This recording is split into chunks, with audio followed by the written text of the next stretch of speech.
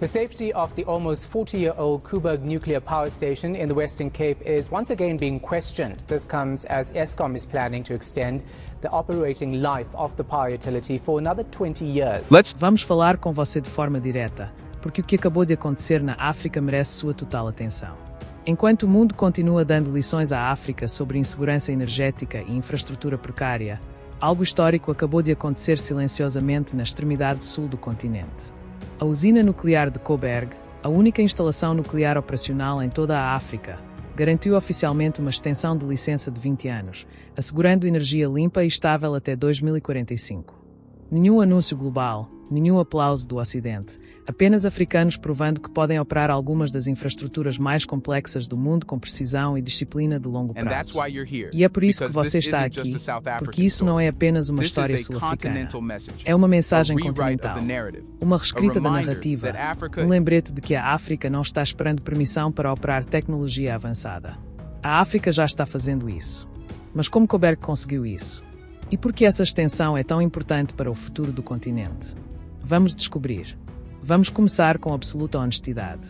Se você perguntasse a analistas globais há 20 anos se uma nação africana poderia operar uma usina nuclear com segurança por décadas, a maioria teria rido. Eles teriam citado estereótipos sobre redes instáveis, instituições fracas, falta de expertise técnica e todas aquelas frases condescendentes usadas para minimizar a capacidade africana. E ainda assim, enquanto esses mesmos analistas sentam em seus escritórios com ar-condicionado escrevendo relatórios pessimistas, a África acabou de realizar silenciosamente algo que os obriga a reescrever suas suposições desde o início. A usina nuclear de Koeberg, de pé perto da cidade do Cabo desde o início dos anos 1980, garantiu oficialmente uma extensão de 20 anos para a licença operacional da Unidade 2. Isso significa que esta instalação nuclear africana agora está autorizada a operar até 2045. Não porque alguém foi generoso, não porque o regulador queria manchetes, mas porque Koeberg provou, através de uma avaliação rigorosa, que atende a todos os padrões de segurança, estrutura e regulamentação esperados de uma instalação nuclear de classe mundial. Vamos falar claramente por um momento. Reguladores nucleares não fazem concessões. Eles não emitem aprovações parciais. Eles não dizem, está perto o suficiente. Ou a usina atende aos critérios de operação de longo prazo, ou não atende. Koeberg atendeu totalmente, completamente, com confiança. Esta não foi uma avaliação superficial. O Regulador Nuclear Nacional realizou uma análise detalhada, de vários anos, cobrindo tudo, desde segurança sísmica até a integridade do vaso de pressão do reator, protocolos de emergência, desempenho dos geradores de vapor, contenção de radiação, sistemas de resfriamento, níveis de treinamento de pessoal e conformidade com padrões internacionais de operação nuclear. O processo é tão rigoroso que até algumas instalações europeias têm dificuldade em passar na primeira tentativa. Ainda assim, Koeberg conseguiu. É aqui que a história fica ainda mais poderosa. Esta extensão para a Unidade 2 vem logo após a Unidade 1 ter recebido sua própria renovação de licença no ano passado. Então, a África do Sul não renovou apenas um reator. Ela garantiu os dois, fincando uma bandeira no futuro e declarando que a África terá estabilidade nuclear pelas próximas 2 décadas. Isso por si só distrai décadas de estereótipos globais. Por anos, disseram à África que energia nuclear era avançada demais, sensível demais, técnica demais para o continente. Enquanto isso, Koeberg estava silenciosamente fazendo o que muitos países desenvolvidos ainda não dominaram: manter reatores nucleares funcionando com segurança por 40 anos consecutivos. Deixe isso afundar. A África do Sul construiu esta usina nos anos 1980. Operou-a através de transições políticas, altos e baixos econômicos, mudanças de liderança e um cenário energético global em constante mutação. E ainda assim, a usina nunca perdeu seu status como um dos ativos energéticos mais confiáveis do continente. Isso não acontece por acaso. Acontece através de disciplina, expertise técnica e a dedicação de milhares de profissionais africanos que passaram suas carreiras aperfeiçoando um sistema que muitos de fora presumiam que falharia. E agora que o mundo vê Koeberg prosperando até 2045, a conversa mudou. A África não é o continente tentando alcançar o resto. A África é o continente mostrando o que é possível quando talento, treinamento e visão de longo prazo se alinham. Então agora devemos fazer a pergunta maior. Por que garantir esses 20 anos extras de operação nuclear é tão importante para o futuro energético da África? Bem, esta extensão de 20 anos importa porque assegura 1860 megawatts de eletricidade limpa, confiável e contínua para a África do Sul e, por extensão, para toda a conversa energética africana.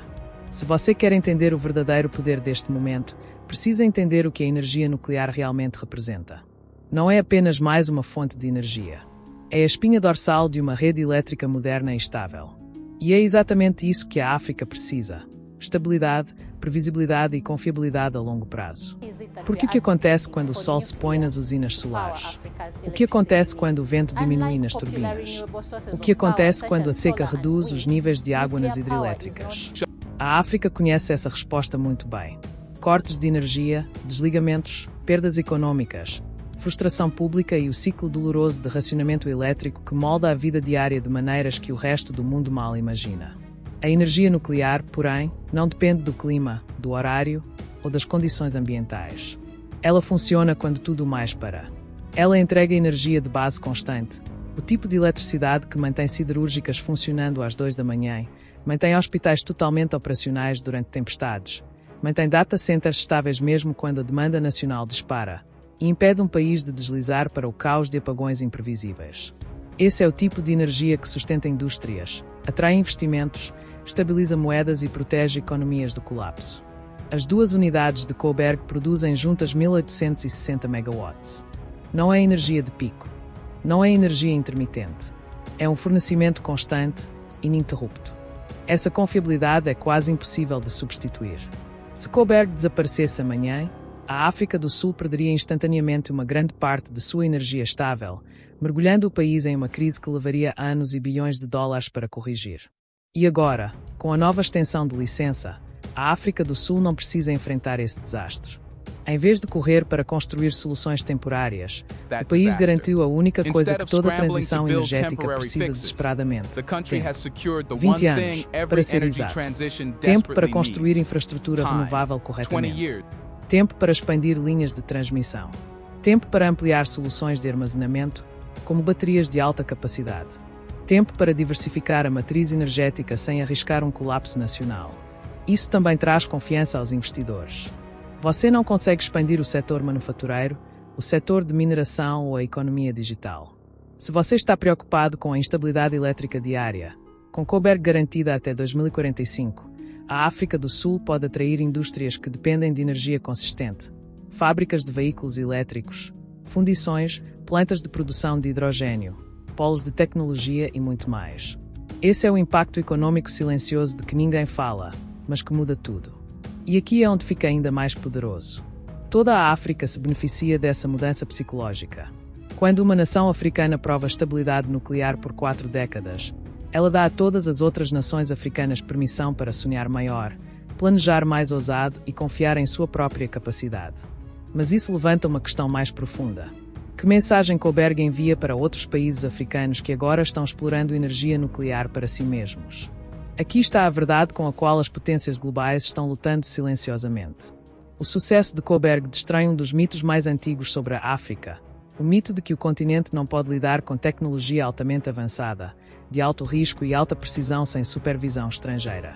Por décadas, comentaristas ocidentais repetiram essa narrativa com confiança, como se fosse uma lei universal. Eles afirmaram que a África não estava pronta para a energia nuclear. Disseram que os africanos não tinham disciplina, estruturas regulatórias ou cultura de engenharia. Insistiram que qualquer tentativa nuclear levaria ao desastre, corrupção ou má gestão. Mas então a realidade entrou em cena, e a realidade não se parecia em nada com as previsões deles. Porque aqui está o que realmente aconteceu. A África construiu uma usina nuclear, operou-a com segurança por mais de 40 anos e acabou de conquistar uma aprovação regulatória que muitos países mais ricos ainda lutam para obter. Koeberg não vacilou. Não fez manchetes por derretimentos ou escândalos. Simplesmente funcionou, silenciosa, consistente e profissionalmente, e manteve a rede elétrica da África do Sul viva durante alguns dos períodos econômicos e políticos mais difíceis da história do país. Esta usina não apenas operou, ela excedeu expectativas, e o mundo percebeu. De repente, os países que costumavam dar lições à África sobre maturidade energética são os mesmos que agora lidam com parques nucleares envelhecidos, desativam reatores ou correm para reiniciar programas nucleares que abandonaram no passado. Enquanto isso, a África, o continente que eles descartaram, tem ambições nucleares emergentes em movimento. Egito está construindo a enorme usina de El Daba, um megaprojeto de 4.800 megawatts que será um dos maiores do continente. A Nigéria está em negociações ativas com parceiros globais para pequenos reatores modulares capazes de abastecer zonas industriais. O Quênia construiu discretamente uma autoridade reguladora de energia nuclear, preparando o terreno para seu primeiro reator. Gana, Ruanda, Uganda e Zâmbia deram passos formais em direção à adoção nuclear, treinando engenheiros, elaborando legislação, assinando acordos de cooperação e envolvendo especialistas globais. Porquê? Porque Koberg provou algo que não pode mais ser debatido. A África não é arriscada demais para energia nuclear. A África está pronta. Desenvolver energia nuclear levará a trocas de conhecimento e parcerias entre países. Isso promoverá avanços tecnológicos em ciência e engenharia. Koberg deu a cada nação africana um modelo, não um sonho abstrato, não um modelo teórico, mas uma evidência viva. Evidência de que a conformidade regulatória complexa é alcançável. Evidência de que a cultura nuclear pode florescer no solo africano.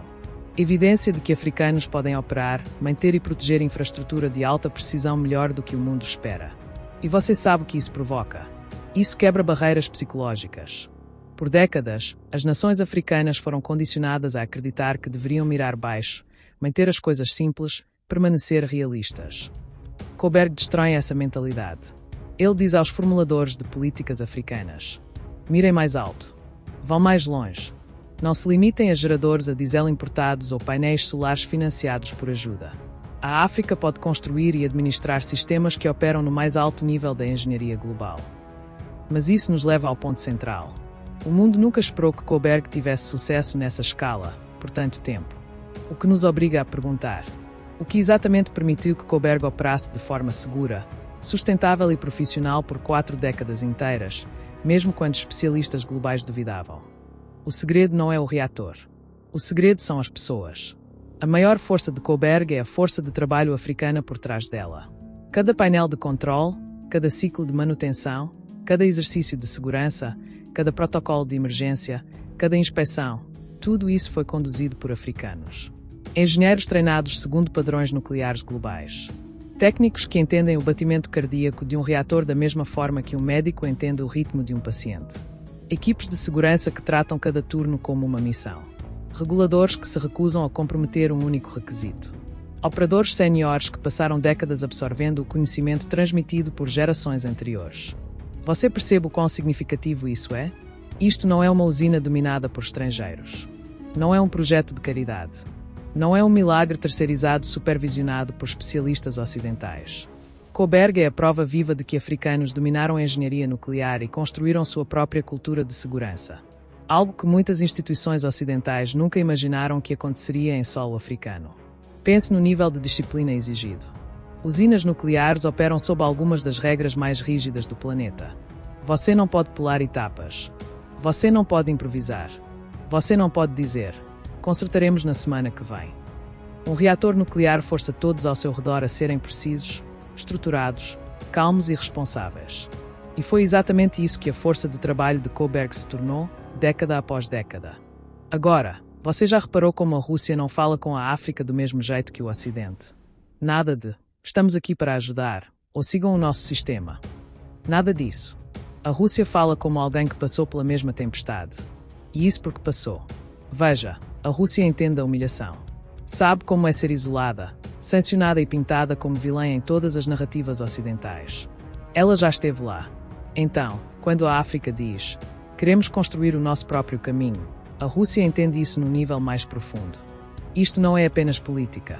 É história encontrando história. Durante a Guerra Fria, Moscou apoiou movimentos de libertação africanos muito antes de isso se tornar popular. De Angola a Moçambique, da África do Sul à Guiné-Bissau, instrutores russos treinaram combatentes da liberdade enquanto governos ocidentais apoiavam os regimes que esses combatentes estavam a lutar para derrubar. Décadas depois, o cenário mudou. Mas o roteiro é familiar. A África está novamente a dizer: vamos ficar de pé pelas nossas próprias pernas. E a Rússia está novamente a responder: então vamos fortalecer essas pernas. Agora, claro, a Rússia também beneficia. Não vamos romantizar. Ao alinhar-se com a África, Moscou garante comércio, minerais e influência diplomática contra sanções ocidentais. Mas aqui está o ponto. É um acordo ganha-ganha, não uma relação de mestre e servo. A Rússia dá armas, a África dá recursos. A Rússia dá treinamento, a África dá confiança. Cada um ganha algo, mas nenhum se curva. E é isso que diferencia esta relação da ajuda ocidental: igualdade. A Rússia não trata a África como crise. Trata-a como um continente com futuro. A mídia ocidental chama isso de manipulação. Mas os africanos chamam isso de respeito. Porque, depois de séculos a serem mandados, agora a África está a ser perguntada: o que querem fazer? E como podemos ajudar-vos a fazer isso? Isso é parceria. O motivo mais profundo da Rússia é estratégico. Se a África se ergue, o equilíbrio global se inclina. Uma África unida significa novos mercados, novos votos na ONU, novas rotas que contornam o controle ocidental. E se a África prospera sob esse novo modelo, um modelo de autodefesa e autodeterminação, ela se torna a prova viva de que o Ocidente nunca foi indispensável. É por isso que governos ocidentais entram em pânico toda vez que Putin recebe líderes africanos em São Petersburgo. Eles sabem que essas fotos significam algo mais profundo, uma reescrita das alianças globais. Não se trata mais de quem é mais forte. Trata-se de quem está ouvindo. E agora, Moscou está ouvindo enquanto o Ocidente está palestrando. Mas aqui está a grande questão. Com Rússia e África caminhando lado a lado, para onde essa estrada leva? Isso é apenas sobre armas e comércio? Ou algo muito maior está nascendo? Isso não é mais apenas sobre armas, contratos ou geopolítica. O que está acontecendo agora entre Rússia e África parece o renascimento de algo muito maior. Este é o início do século soberano da África. Pela primeira vez desde que mapas coloniais dividiram este continente, a África está redesenhando o seu próprio. Não com tinta e fronteiras, mas com alianças e independência. E cada assinatura, cada aperto de mão, cada acordo assinado sem permissão ocidental é uma linha desse novo mapa sendo traçada. Veja, a velha ordem mundial foi construída no desequilíbrio. Foi construída de forma que o Ocidente segurava a caneta e a África segurava o papel. Mas agora os papéis se inverteram. A África segura a caneta e está escrevendo sua própria história. E a Rússia? Não está liderando, está caminhando ao lado. Isso não é uma dinâmica de mestre e servo. São parceiros em desafio. Ambos foram sancionados, criticados e subestimados. Ambos aprenderam a sobreviver sem aprovação. Portanto, quando se encontram, não é apenas negócio, é reconhecimento. A Rússia vê na África a coragem que um dia precisou para enfrentar um mundo hostil. E a África vê na Rússia a prova de que a desaprovação ocidental não decide o destino. Olha ao redor. Os sinais estão por toda parte. Tropas francesas estão deixando o solo africano. Línguas locais substituindo línguas coloniais. Exércitos nacionais erguendo bandeiras próprias. Mali e Burkina Faso realizando exercícios conjuntos de defesa. O Níger falando sobre novos modelos de compartilhamento de recursos com seus vizinhos. Esses não são títulos isolados. São capítulos de uma grande narrativa. A África está assumindo o controle de seu futuro. E o Ocidente? Está vendo a história escapar por entre os dedos. Todas as suas ferramentas, propaganda, ajuda, sanções, já não funcionam. Porque a África viu o truque. Quando dizem ajuda humanitária, a África agora lê alavanca. Quando dizem parceria, a África pergunta: em quais termos? O jogo acabou. A máscara caiu.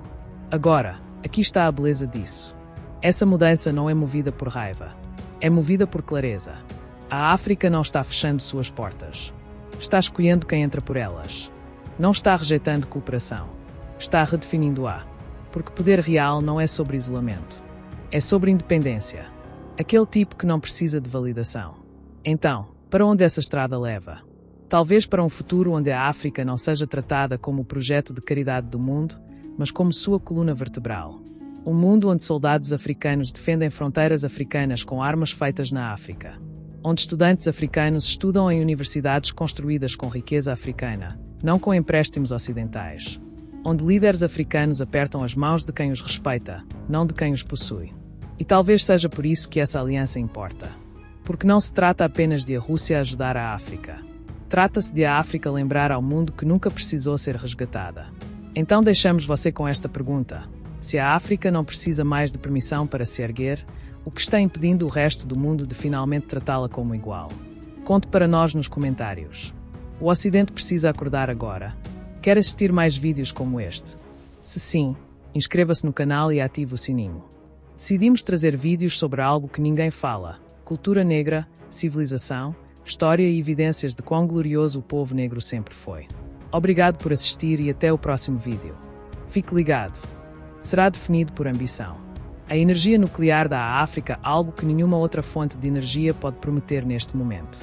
Décadas de energia estável, limpa e previsível, sobre as quais economias inteiras podem ser construídas. Não 3 anos, não 5 anos, décadas. Imagina a África em 2040. Uma África onde as energias renováveis prosperam porque existe uma base estável sustentando tudo por baixo, a energia nuclear. Uma África onde minerais verdes não são mais exportados como matéria-prima barata, mas como produtos acabados porque a eletricidade finalmente é abundante. Uma África onde polos industriais competem com a Ásia, porque o continente deixou para trás décadas de instabilidade energética crônica. Uma África onde data centers, robótica, indústrias de veículos elétricos e laboratórios de biotecnologia operam em padrão global porque a rede elétrica não desmorona mais. Coburg é o primeiro dominó dessa cadeia. Seu sucesso espalha uma onda silenciosa por todo o continente, um choque psicológico, uma mudança profunda de confiança. Ele envia uma mensagem clara aos líderes africanos. Vocês não precisam aceitar opções limitadas. Vocês podem saltar direto para tecnologias avançadas, de alta precisão, tecnologias que até nações ricas lutam para dominar. E aqui está a virada que o mundo não previa. A África não teme esse futuro. A África está correndo em direção a ele. Porque, se um país africano operou energia nuclear com excelência, o que acontece quando 10 países africanos fizerem o mesmo? Essa é a pergunta para a qual o mundo ainda não está preparado, mas é exatamente o futuro que a África está começando a construir. Então, deixe-nos saber. Você acha que mais países africanos deveriam seguir o caminho da África do Sul e construir suas próprias usinas nucleares? Se a África dominar a energia nuclear, qual potência global você acha que vai entrar em pânico primeiro? E se quiser ver mais conteúdos como este, inscreva-se no canal e ative o sino. Estamos comprometidos em explorar aquilo que quase ninguém comenta: a cultura negra, sua história, suas civilizações e as evidências da grandiosidade negra ao longo dos séculos. Obrigado por assistir. Até o próximo vídeo.